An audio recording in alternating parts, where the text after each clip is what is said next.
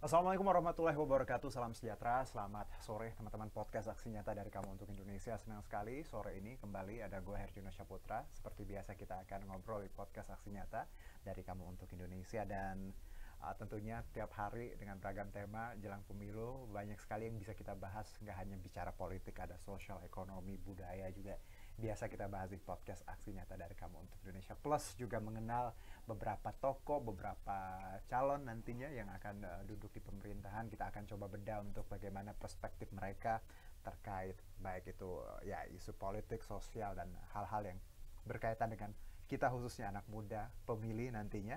Dan seperti biasa, podcast Aksi Nyata ini bisa teman-teman nonton ya di banyak platform, mulai dari Instagram, Facebook, Twitter, dan YouTube. Semuanya @Partai Perindo, gampang banget. Tinggal dicari aja @Partai Perindo, terus juga RCTI Plus, Okezone, Sindo News, iNews.id, dan juga websitenya Partai Perindo. Jadi banyak banget platformnya, tinggal dipilih aja.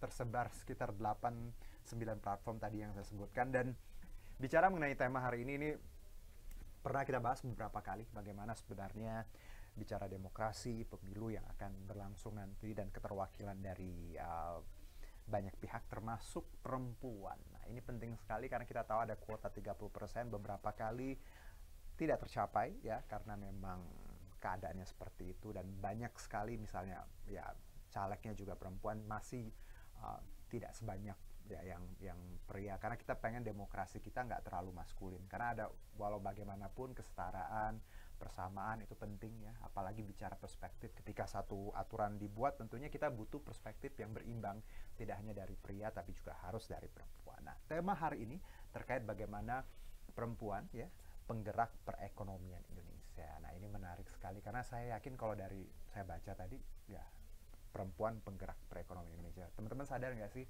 banyak sekali perekonomian ya rumah tangga khususnya di luar sana yang malah digerakkan oleh perempuan yang memang ya sadar atau enggak, kadang mereka dikondisikan seperti itu. Nah, ini yang kita coba bahas, bagaimana sebenarnya biar banyak lagi perempuan yang berkarya ya, tidak hanya sebagai ibu rumah tangga tapi juga bisa menggerakkan ekonomi, membantu keluarga. Nah, dengan tema tadi ya, Juno kedatangan narasumber kita. Beliau adalah caleg DPR RI Dapil Banten 3 dari Partai Perindo. Ada Ibu Insinyur Dia Anita Prihapsari MBA. Kita langsung sapa. Assalamualaikum. Waalaikumsalam Namanya cantik sekali. wabarakatuh. Dia Amin, Anita amin, Masya Allah. Prihapsari. Biasa dipanggil apa, Bu? Bu Dia? Bu Dia. Bu Dia. Sehat ya, Iya. Bu ya? Alhamdulillah. Terima kasih sudah ke studio kita dan ngobrolin nanti soal perempuan. Dan saya selalu senang ketika berbicara berhadapan dengan narasumber yang perempuan dan punya background yang luar biasa. Karena Amin. kita Amin. pengen ya menghapus stigma ya, Bu, bahwa perempuan kadang kan orang selalu menomorduakan, dan orang kadang ya meng-underestimate-kan, padahal ya kita semua lahir dari seorang perempuan. Iya, betul sekali. Jadi nggak boleh. Setuju. Kan dalam agama juga ibu baru Ibu, baru bapak. ayah. Gitu.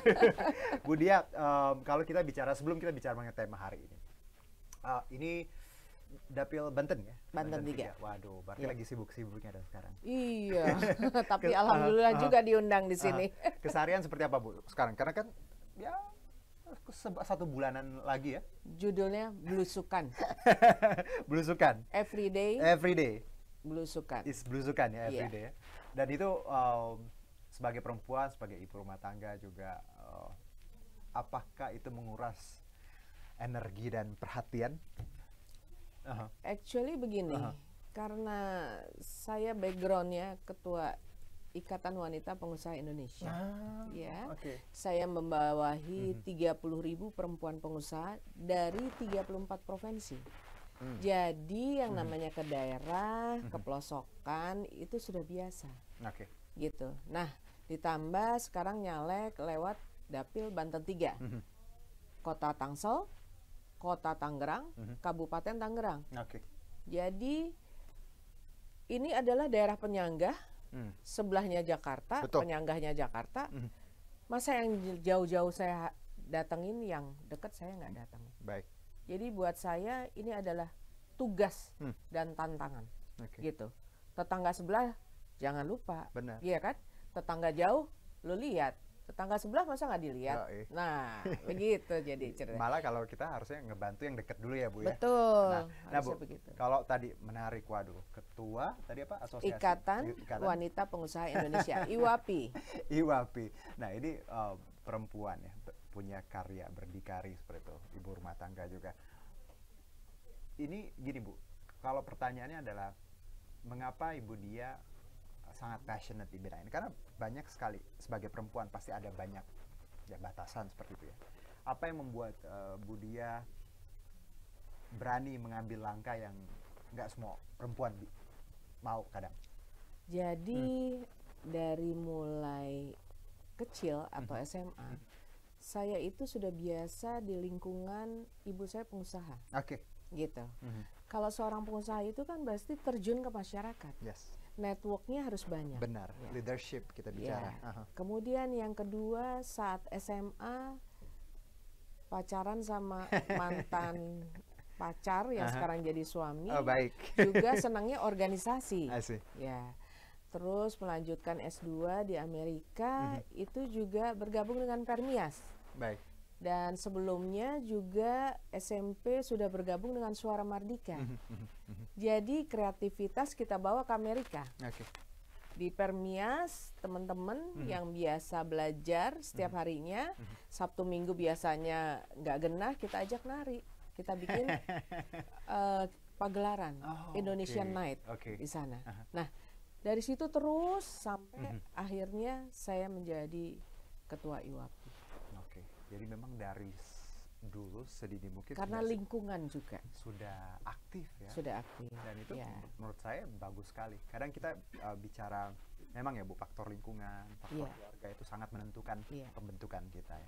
Akhirnya kita jadi seperti apa kadang ya tidak bisa dipungkiri teman-teman bahwa support keluarga, support lingkungan itu bisa membentuk contohnya. Terutama doa dan keikhlasan dari suami. Betul. Oke, plus ibu ya Bu. Plus ibu. Oke, Bu. Nah, kalau kita bicara mengenai dapil, tadi Bu Dia sebut bahwa sibuk banget nih karena berusukan tiap hari. Iya. Saya yakin, saya pun warga Banten ya, Tangerang gitu ya. Ini satu. Jadi salah satu pemilih saya nanti. Amin, insya Allah. Bu, saya ini wilayah yang sangat dekat dengan Jakarta, tapi ya masih banyak kekurangannya. Tapi dibilang kurang juga, ya ada kemajuannya juga. Kalau dari lapangan sendiri, Ibu Dia, apa yang Ibu dapat ketika banyak berkunjung ke warga Banten ini? Ada masukan seperti apa sih Bu yang cukup krusial yang Ibu dapatkan di lapangan? Selama ini saya belusukan silaturahmi dengan para warga, dua yang utama, masalah pendidikan dan kesehatan. Gitu. Itu yang paling sering. Dan yang ketiga, mereka perlu menjadi wirausaha. Baik. Perekonomiannya masih sangat kurang sehingga bagaimana mereka bisa sejahtera. Nah, sesuai dengan program Perindo ya yang mengangkat UMKM untuk kesejahteraan Indonesia, ini sangat tepat. Gitu. Karena program-programnya Perindo, Gerobak Perindo ya, bagaimana berusaha menjadi UMKM, dan itu passionnya saya juga di IWAPI, sesuai dengan fokus saya di IWAPI. Jadi kayaknya klop sekali gitu. Nah, tentu yang tadi saya sampaikan bahwa daerah dapil saya ini daerah penyangga dari Jakarta. Harusnya daerah penyangga itu kan lebih kuat ya. Ya, karena dia menyangga kan. Menyangga kan. Gitu. Tapi ternyata tidak. Ya kan? Jadi memang perlu seorang pejuang lagi yang bisa memperjuangkan nanti di Senayan agar daerah ini menjadi lebih sejahtera, terutama perempuannya. Seperti itu. Itu harapan saya. Kalau kita bicara perempuan dan perekonomian, saya ya semuanya pasti belakangan melihat bagaimana perempuan memang sangat luar biasa ya perannya. Kita lihat UMKM ya online shop ya ketika COVID ya. Banyak ibu rumah tangga yang struggle luar biasa gitu ya. Tidak hanya ya pria ya sudah wajar harus cari nafkah, tapi sampai ibu rumah tangga perempuan mereka berinovasi, turun tangan, akhirnya ya tadi bisa survive selama pandemi. Bagaimana Ibu melihat bahwa potensi perempuan di tanah air? Apa yang jadi PR agar perempuan ini bisa lebih advance lagi dalam berkarya, berinovasi, berusaha? perlukah support seperti apa untuk mereka agar mereka tadi ya bicara modal atau pelatihan atau seperti apa dari sudut pandang Budia? Basicnya perempuan itu karena kita punya sistem budayanya ada patriarki yang tadi Bang Juno sampaikan bahwa perempuan biasanya nomor 2. Basicnya adalah karena sistem tersebut sehingga perempuan jarang sekali yang menjadi perempuan pengusaha, ya kan? Karena ketidakpedean, karena pendidikan yang tidak tinggi, karena warisan yang hanya untuk laki-laki. Nah, ini menjadi kendala untuk para perempuan, ya kan? Lalu bagaimana menghapus stigma tersebut? Dia perlu role model. Siapa saja role model itu? Itu banyak di IWAPI, ya. Kalau perempuan-perempuan di IWAPI adalah semua perempuan pengusaha, kenapa perempuan di Banten tidak bisa? Harus bisa, gitu. Jadi dibutuhkan satu role model, yang kedua adalah pendidikan. Yang diutamakan karena kita sekarang sudah memasuki era digitalisasi, yang ini semua nanti menuju globalisasi, maka dibutuhkan pendidikan-pendidikan digitalisasi. Perempuan ini jarang sekali yang melek teknologi. Siapa yang banyak melek teknologi? Generasi milenial. Termasuk ada perempuannya juga di situ. Nah, untuk itu kami di IWAPI ini sekarang lagi banyak hire ya teman-teman pengurus yang milenial karena larinya lebih kencang. Dan relawan saya juga banyak pilih yang milenial supaya mereka lebih cepat untuk mendigitalisasikan program-program yang sudah kami rancang. Seperti itu. Baik, dan tadi Ibu menyebut bahwa perempuan, berarti dengan kata lain ya Bu, potensinya luar biasa sebenarnya ya? Iya, jadi perempuan itu jumlah UMKM di Indonesia sekitar 52 juta. 52 juta yang kemudian UMKM-nya, mikro kecilnya itu sekitar 49 juta. 60%-nya adalah milik perempuan. Jadi artinya UMKM punya kontribusi terhadap PDB 60%. Artinya di situ banyak sekali perempuan yang berkontribusi terhadap PDB. Nah, selain itu UMKM ini menengah, mikro dan kecil ini menyerap tenaga kerja 97,3%. Sisanya itu adalah pengusaha-pengusaha yang besar. Nah, kalau sudah menyerap paling banyak, artinya kita berjuang untuk mengurangi tingkat kemiskinan. Kita juga berjuang untuk mengurangi tingkat kriminalitas. Dan yang jelas generasi penerus bangsa akan lebih potensi. Karena apa? Perempuannya punya dana, ya bisa membantu ketahanan ekonomi keluarga. Otomatis dia mau anaknya sekolah yang bagus, gizinya yang bagus. Keluarlah siapa? Generasi penerus yang lebih potensi. Itu yang Ibu dia barusan sebutkan ya tadi, patternnya itu sangat make sense teman-teman, karena tadi kalau perempuannya punya power berkarya ya Bu, pasti keluarganya juga ya tadi ekonomi terbantu, dia tahu apa yang terbaik untuk anaknya, generasi mudanya generasi penerus pasti akan jauh lebih baik. Tahu nggak Bang Juno? Di bukunya Madeleine Albright, ya Bu, apa Bu? Buku Menteri pertama perempuan di Amerika, beliau mengatakan 90% profit dari perempuan pengusaha kembali ke keluarga. Tapi kalau laki-laki pengusaha 30%. Jadi yang 70% kita nggak tahu kemana. Apakah buat kawin lagi ataukah buat selingkuhannya? Dengan apa yang terjadi saat ini ya Bu ya. Just kidding. Tapi itu dari bisa pernyataan terima. Dari Madeleine Albright. Argumentasi seperti itu bisa diterima dan perempuan pengusaha itu pengembali kredit terbaik. Jadi NPO-nya itu kalau non performance loans-nya, ya NPL-nya untuk perempuan pengusaha tuh boleh tanya ke bank. Hampir 0%. Baik. Gitu. Jadi kalau mau ngasih kredit ke perempuan pengusaha saja. Saya udah deh kalau udah pernyataan. Tapi itu kalau saya Ibu Dia tadi memang 70%, 30% kembali keluarga kalau pria. Sangat masuk akal. Dan ini ya, lagi-lagi ya Bu, kalau kita bicara tadi Ibu dan bagaimana pengalaman dan cita-citanya. Ini yang berarti yang kita titik beratkan bahwa sebenarnya perempuan sangat bisa untuk berkarya, tinggal kita beri tadi support dalam hal pendidikan, ya, literasi digital, juga ruang ya. Ya, jadi kesempatan itu harus diberikan. Karena di luar itu banyak kan masyarakat kadang ngelihat perempuan bekerja gitu. Ya, mungkin ada beberapa masih yang negatif ya. Ada beberapa yang mesti bisa nerima, tapi ada beberapa yang ngerasa kayak ngapain sih gitu ya. Mending di rumah. Padahal itu menurut saya ya, kalau saya pribadi, anak zaman sekarang mindsetnya justru saya senang sekali ngelihat orang tua, mama atau apapun pasangan saya punya kerja yang sibuk. Waduh, senang banget, bangga malah. Ibu, satu terakhir kalau kita sebelum tutup bicara perempuan 30% kuota. Ini kan yang selalu kita gaung-gaungkan, tapi kadang ya tidak tercapai gitu. Ada apa yang di sini yang salah kalau dari Bu Dia? Calegnya kurang kah, pemilihnya nggak milih perempuan kah, atau seperti apa?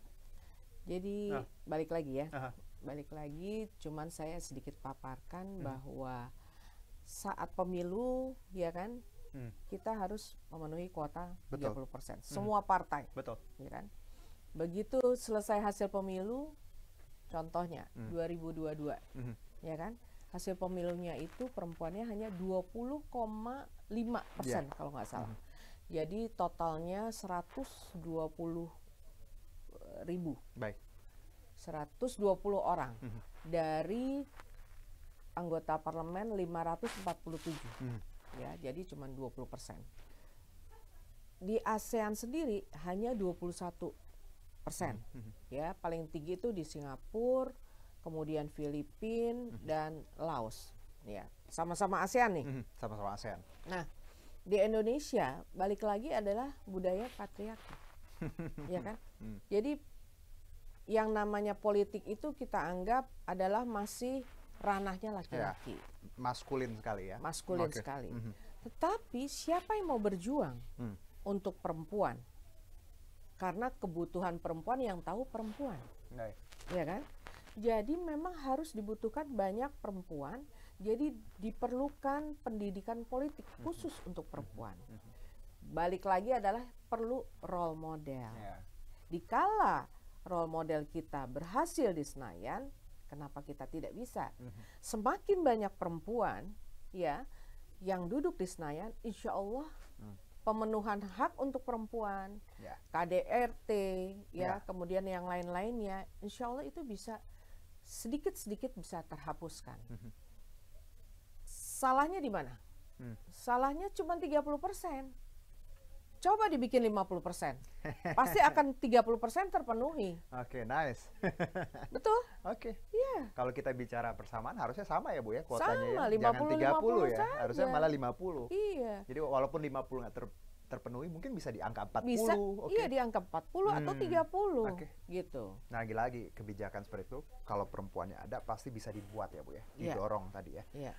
Nice, Bu Dia, terima kasih. Saya senang sekali karena lagi-lagi saya melihat gini, kita butuh orang-orang yang memang punya kualitas paham seperti itu. Amin. Karena menjadi seorang wakil rakyat, pelayan rakyat itu bukan sesuatu yang gampang ya Bu ya. Dan harus tahu. Bukan coba-coba. Iya, betul, betul. Nah, ini yang rakyat pengen tahu, dan Bu Dia kalau Juno walaupun ini pertama kali ketemu sudah sangat memahami ternyata dengan semuanya. Semoga rencana baik kita diijabah ya Bu ya. Amin. Dan buat warga Banten, jadi wilayahnya mana aja Bu tuh? Kota Tangsel, Kota Tangerang, dan Kabupaten Tangerang. Kabupaten Tangerang, 3 itu ya. Ya, izinkan saya nyalek melalui Dapil Banten 3 dan mohon doa dan dukungannya untuk masyarakat Banten 3. Dan kalau bicara tadi kualitas, teman-teman udah bisa menilai lah ya bagaimana obrolan kita tadi, dan semoga saya pun warga Tangerang ya, Banten senang sekali punya salah satu calon yang Insyaallah. backgroundnya bagus sekali Ibu ya. Amin, amin. Terima kasih. Terus sukses, sehat-sehat Ibu. Amin. Nanti insya Allah kita ketemu lagi. Sama-sama. Amin. Kita tunggu episode kedua dan ketiga. Boleh banget. Dan tapi sebelum kita tutup ini teman-teman berkaitan dengan Partai Perindo, campaign aksi nyata dari Kamu untuk Indonesia, Mbak. Ini relate banget dengan obrolan kita dan tadi yang kita obrolkan dengan Bu Dia ya, bahwa kita harus produktif, solutif, modern, bersih, berintegritas, peduli dan turun tangan untuk Indonesia sejahtera. Ini adalah value yang dimiliki oleh Partai Perindo. Jadi sebenarnya ini value yang sangat universal. Teman-teman bisa bukan hanya punyanya Partai Perindo, tapi teman-teman juga sangat bisa untuk menerapkannya dalam kehidupan sehari-hari. Tadi harus produktif, solutif, harus bersih, berintegritas. Ini nilai-nilai yang menurut aku ya luar biasa sekali. Dan untuk menjadi anggota Partai Perindo, boleh ke website kita di sini. Webnya, oke, one click away, gampang banget, ada partaiperindo.com atau bit.ly/member Partai Perindo. Dan jangan lupa juga untuk download kalau mau tahu semua tentang Partai Perindo di apps kita di Play Store juga. Ini one click away, barcode-nya tinggal di scan kirisnya. Oke, terima kasih sekali Ibu Dia. Sama-sama, atas waktunya, sehat-sehat ya. Sama-sama. Dan terima kasih juga untuk Partai Perindo. Semoga Partai Perindo semakin sukses dan maju terus untuk Indonesia sejahtera. Saya Herjuna Syaputra undur diri. Terima kasih, sampai jumpa. Wassalam. Marilah seluruh rakyat Indonesia, arahkan pandanganmu ke depan. Raihlah mimpimu bagi nusa bangsa, satukan tekad untuk masa depan. Pantang menyerah, itulah pedomanmu. Hentaskan kemiskinan cita-citamu, rintangan tak menggentarkan dirimu. Indonesia maju, sejahtera tujuanmu, nyalakan api semangat perjuangan.